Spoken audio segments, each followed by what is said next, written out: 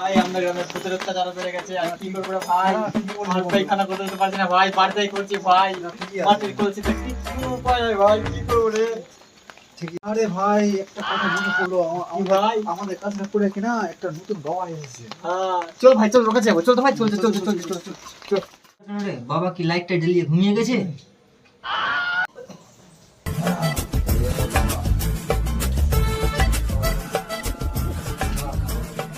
গ্রামে না একটা মঞ্জুলিকা ভূত আছে বাবা, আমাদেরকে খুবই তাড়াচ্ছে বাবা।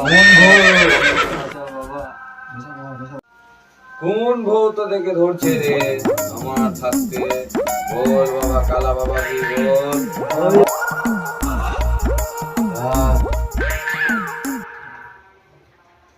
জয় হলু বাবা কি, জয় হলু বাবা কি, কি ভাই জেনে নিলো আমি কি ফোন করছি? জয় হলু বাবা কি, জয় হলু বাবা কি, জয় হলু বাবা কি। এটাকে প্রদান করুক তো অসুবিধা। আর আমি একটা বাড়িতে আমার পাহারা পড়েছে বাবা। বুঝতে পারছি, দেখতে পাচ্ছি, তোদেরকে আমি একটা জিনিস দিব, নিজের কাছে রাখি।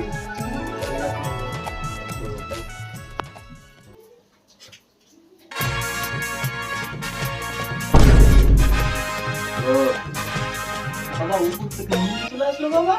মেনু তো না রে আচ্ছা, এটা আমি উপর থেকে নিয়ে আসলাম তো এখানে শিফট হলো।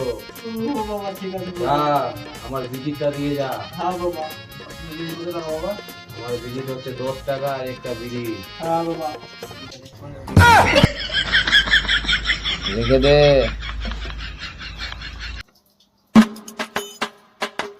আর দুদিন না হলো সালা বাবার গান ফাটাবো মেরে চালা, দুনু ভেঙে দেবো চালা বাবা। অনেক গাঁড় ফাটবে আজকে, যত তাড়াতাড়ি আসবে।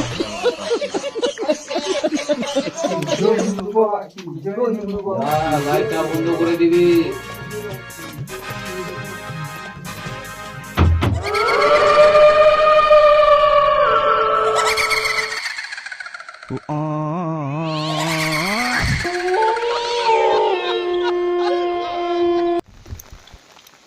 আর সালা মঞ্জুলিকা আসবে না। তোর ভালোই হয়েছে, আমরা মজা করবো।